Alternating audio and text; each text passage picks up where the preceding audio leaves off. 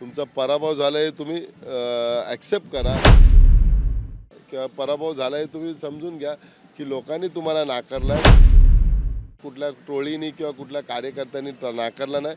काय कारण वाटतात की त्यामुळे समाधान सरवणकर त्यांच्या बहिणीचा पराभव झाला या विभागात? लोकांना विकत घ्यायला गेले. लोकांना साड्या वाटल्या, साड्यामध्ये 5-5 हजार वाटल्या, 3-3 हजार वाटले. आमच्या इथे खेडगल्लीमध्ये पैशाचे पाकिटं वाढले. लोक स्वाभिमानी लोक आहेत. पैसा घेऊन आम्हाला माहिती, आम्ही लोकांना बोललो घ्या पैसा, हे पैसा आपलाच आहे, फुकटचा पैसा आहे. निधी मिळाला तो निधी वापरला नाही तो पैसा आहे. आपल्यासोबत सध्या शिवसेना उद्धव ठाकरे गटाचे आमदार महेश सावंत आहेत.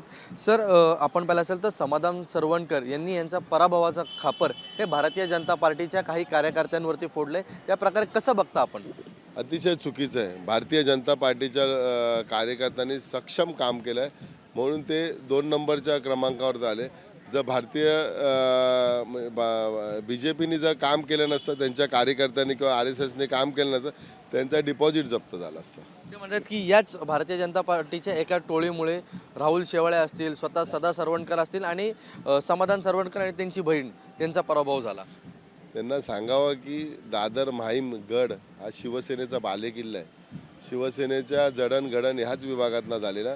त्यामुळे तुम्ही खापर कोणावरती फोडू नका. तुमचा पराभव झाला आहे तुम्ही ॲक्सेप्ट करा किंवा पराभव झाला आहे तुम्ही समजून घ्या की लोकांनी तुम्हाला नाकारला आहे. कुठल्या टोळीनी किंवा कुठल्या कार्यकर्त्यांनी नाकारला नाही.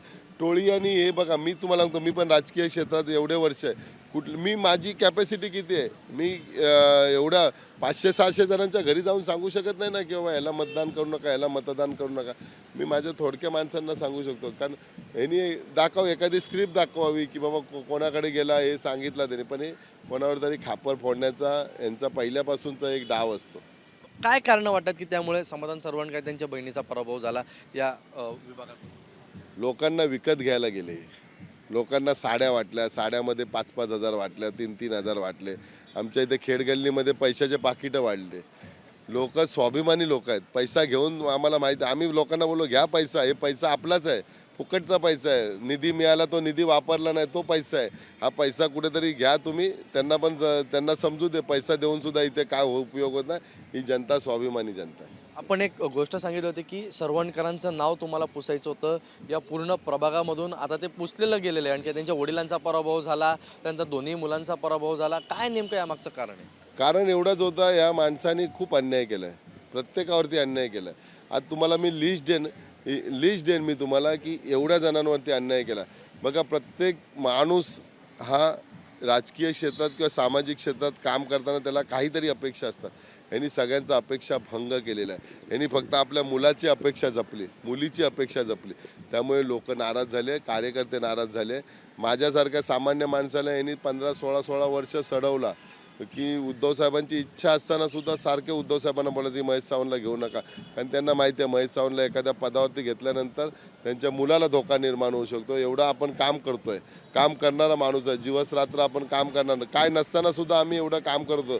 मग एखादा पद आल्यानंतर किती काम करू हे त्यांना धोका माहिती होतं. कारण ते पक्के राजकारणी आहेत. सरवणकर पक्के राजकारणी आहे, पण ते मुलांनी त्यांच्यातला नकाची सुद्धा सर नाही. सरवणकरांच्या नकाची सर त्या मुलाला नाही, म्हणून त्याची परिस्थिती अशी आहे. त्यांनी एक असा देखील आरोप केला की ज्या शीतल गंभीर आहेत, भाजपच्या उमेदवार जे विजयी झाला, त्यांचा देखील पराभव करण्यासाठी याच भाजप टोळीने काम केलं होतं. का नाही पराभव झाला त्यांचा? आज आम्हाला दुःख होते ना, आमचे एक उमेदवार गेला त्याचा दुःख होते आम्हाला.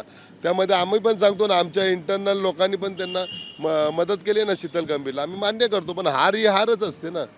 शीतल गंभीर विजयी झाले, आम्ही त्यांचा विजयी शुभेच्छा दिल्या ना. आम्हाला त्याच्यामध्ये काही हे नसते. हार जीत हा प्रकार असतो. आता आमच्या लोकांनी शीतल गंभीरला BJPनी नाही विजयी केला किंवा BJPने नाही हरवला. आमच्या काही लोकांनी सुद्धा त्याच्यामध्ये हातभार आहे. त्याच्यामध्ये तुम्ही शेवटचा प्रश्न की सरवणकर हे स्वतःचा पराभव मान्य करत नाहीयेत? स्वतःचा पराभव त्यांना मान्य करायचा. आज सुद्धा ते लोकांना काही लोकांना सांगतात, मी त्या महेश सावंतला सांगा मी अजून संपलो नाही, मी अजून खूप. मी बोललो बाबा मी असं बोलत नाही, ते संपू दे, वैयक्तिक संपू दे. नाही, आम्ही राजकीय भाषा बोलतोय.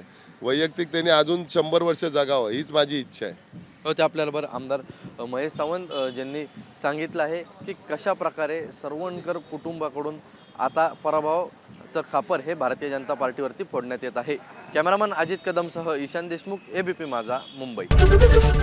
एबीपी माझा, उघडा डोळे बघा नीट.